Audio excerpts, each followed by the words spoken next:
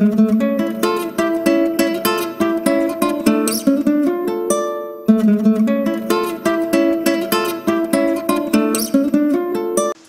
friends, welcome to our channel.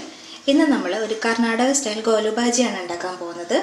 ഇതൊരു evening snack ആണ്. അതിനു വേണ്ടിയിട്ട് ഞാൻ ഇപ്പോൾ ഒരു കപ്പ് മൈദ എടുത്തിട്ടുണ്ട്. ഒരു ടേബിൾ സ്പൂണോളം അരിപ്പൊടി, ഒരു ചെറിയ സവാളയാണ് അത് പൊടിയായി അരിഞ്ഞത്, കുറച്ച് മല്ലിയില പൊടിയായി അരിഞ്ഞതാണ്, ഒരു 2 പച്ചമുളക് അതും പൊടിയായി അരിഞ്ഞതാണ്, എരിവിനനുസരിച്ച് എടുക്കാം. പിന്നെ വേണ്ടത് ഒരു കഷ്ണം ചെറിയ ഇഞ്ചിയാണ്, അതും പൊടിയായി അരിഞ്ഞത്, ഒരു തണ്ട് വേപ്പില പൊടിയായി അരിഞ്ഞത്. ഇതിലേക്ക് നമ്മൾ ഒരു 1/2 ടീസ്പൂണോളം സോഡാപ്പൊടി ഇടുന്നുണ്ട്,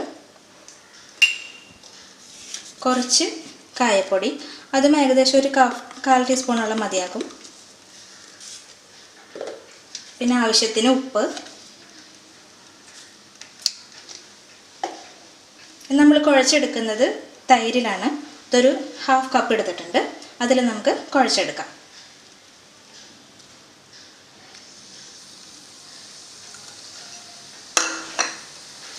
നമ്മൾ ഉഴുന്നുവടയ്ക്കൊക്കെ കുഴയ്ക്കുന്ന ഒരു പരുവത്തിന് വേണം നമുക്ക് മാവ് കുഴച്ചെടുക്കാനായിട്ട്.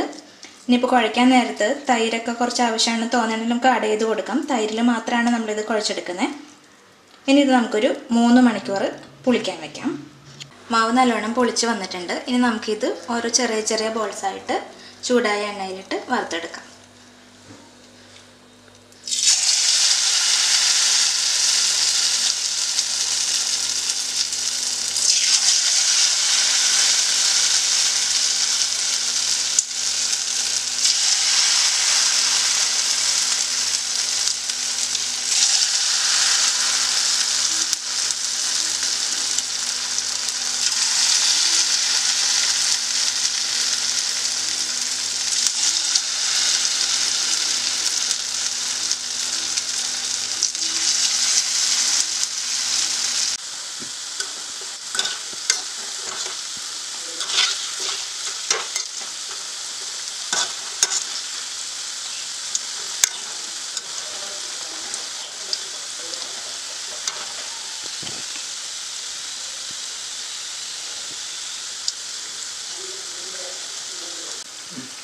ഇതിപ്പോൾ നല്ലോണം മൊരിഞ്ഞിട്ടുണ്ട്, നല്ല ഗോൾഡൻ ബ്രൗൺ കളറായി വന്നിട്ടുണ്ട്. നമുക്കിത് എടുത്ത് മാറ്റാം.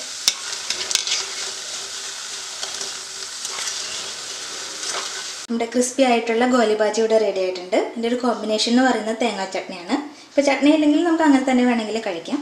അപ്പോൾ റെസിപ്പി ഇഷ്ടമായെന്നുണ്ടെങ്കിൽ വീട്ടിലെല്ലാവരും ട്രൈ ചെയ്ത് നോക്കൂ. വീഡിയോ ഇഷ്ടമായെന്നുണ്ടെങ്കിൽ ലൈക്ക് ചെയ്യുക, ഷെയർ ചെയ്യുക, അഭിപ്രായങ്ങൾ കമൻറ്റ് ചെയ്യുക, കൂടെ ഒന്ന് സബ്സ്ക്രൈബ് ചെയ്യാനും മറക്കല്ലേ. ബൈ.